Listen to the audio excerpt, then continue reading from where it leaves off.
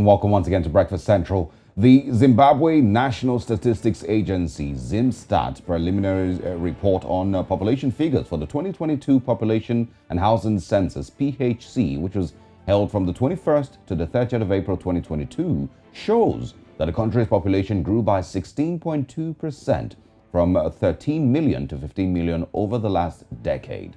The male population in the country stands at 7,289,558, and of course, a female population at 7,889,421.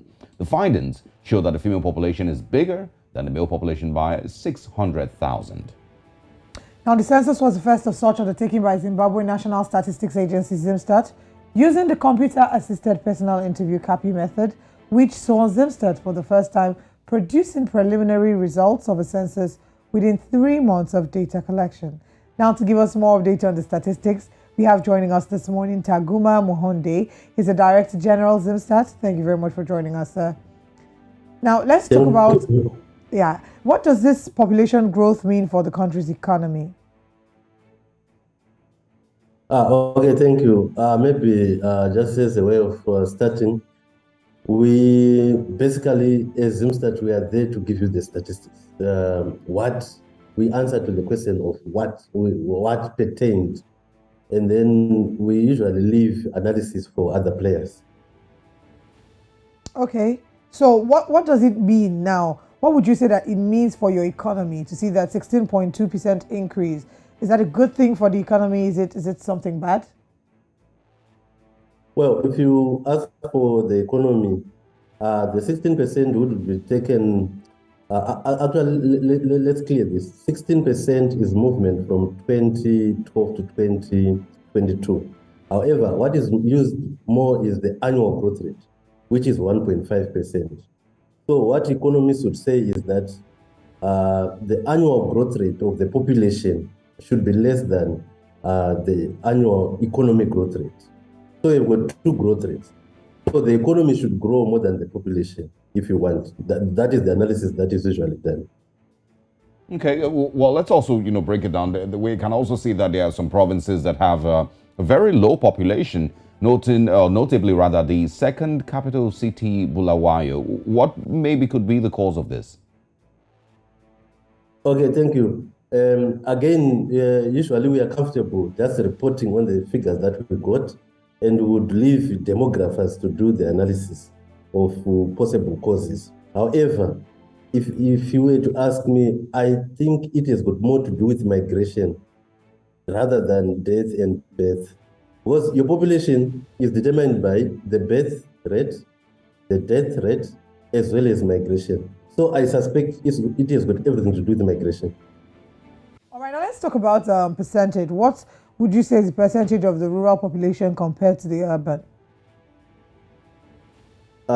This census has shown that rural is now at 61%, with urban at 38%. Okay, so 61% to 38%. Let's talk about the revenue in Zimbabwe.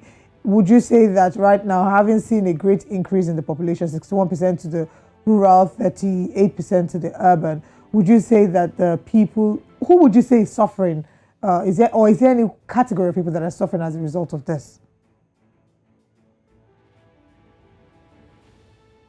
Can you hear us? Sorry, I lost you. Can you come again?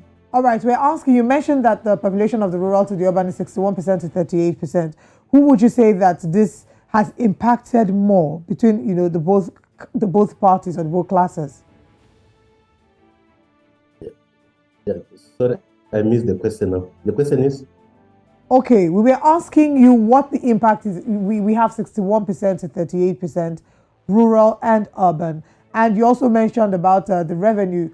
Revenue in the country should be more in some cases. I mean, should it be enough? What we have so far in Zimbabwe, is it enough to cater to what currently exists? And who would you say is suffering more, the rural class or the urban class, if any?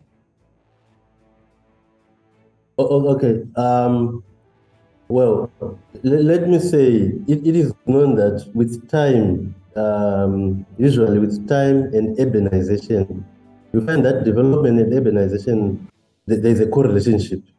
So you find that with time, there's a tendency of more concentration of human beings in the towns.